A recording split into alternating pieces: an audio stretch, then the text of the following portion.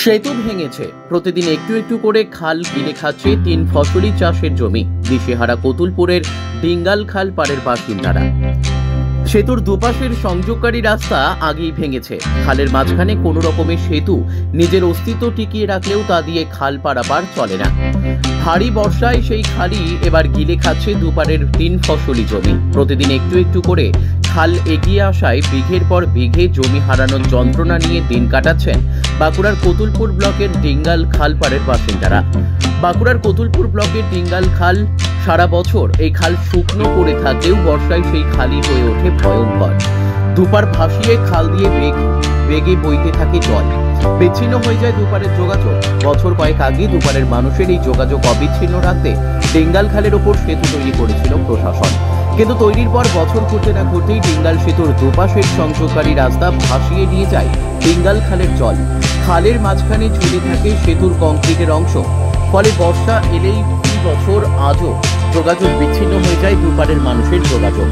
তবে শুধু সেতুর সমস্যাই নয়, ডিঙ্গাল খালপাড়ের মানুষের কাছে এখন সবথেকে বড় সমস্যা ভাঙনের গ্রাফে প্রতিদিন একটু একটু করে খালের গর্ভে তলিয়ে যাচ্ছে 3 ফসলি জমি। বিঘের পর বিঘে ফলন্ত জমি হারিয়ে এখন স্থানীয়দের সম্বল শুধুই চোখের জল।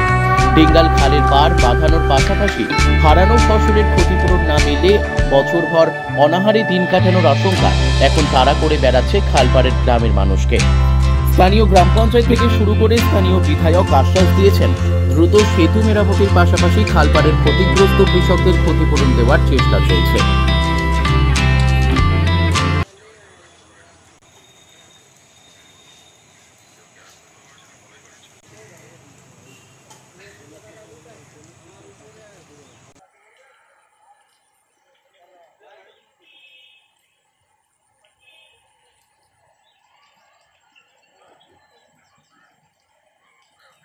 কতটা জল বাড়তে পারে এখনো ঝুমি নদীর? জল বাড়বে, আমরা প্রতিদিনই নজর রাখছি। প্রতিদিন সকালবেলা আমরা একটা ওয়াটার লেভেল পাই, আজকেও পেয়েছি। জল এখনও বিপদসীমার নিচে সব জায়গাতেই আছে। তবে যদি বাঁকুড়া পুরুলিয়াতে খুব বেশি পরিমাণে বৃষ্টি হয় তাহলে এইসব নদীগুলোর জল বেড়ে যায়, ঝুমি শিলা এইসব নদীতে জল বেড়ে যায়। তো আমরা নজর রাখছি, এখনও বিপদের কোনো আশঙ্কা নেই। তবে সমস্যা যেটা হয় সেটা হচ্ছে ঝুমি নদী বা শিলাবতী নদীর উপরে অনেকগুলি বাঁশের শাখা তৈরি করা আছে, যেগুলি মানুষের লাইফ লাইন এপার ওপার হওয়ার জন্যে। তো সেগুলি সব ভেঙে গেছে এবং সেইগুলি ভাঙার জন্য এলাকার মানুষের দুর্ভোগ আছে, যেটা যে নৌকা করে পেরোতে হয় বছরের কয়েকটা মাস। পাশে একটা স্কুল আছে এখানে, মনসুখ এলেন হাই স্কুল, তো তার বেশিরভাগ ছাত্র। তারপরে বিপজ্জনকভাবে নৌকোয় করে পারাপার করতে হয়। পঞ্চায়েত তরফে কী ব্যবস্থা নেওয়া হয়েছে?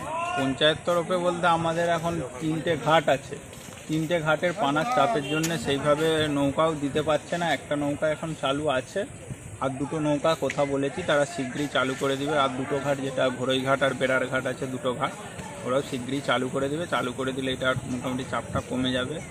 এখন বন্যা সেই রকম হয় না, কিন্তু আমাদের এখানে পানার চাপেই মেন হচ্ছে সমস্যাটা হয়েছে। ভেঙে গেছে সব কটা একবারে সব। आप देख रहे हैं न्यूज़ UNI।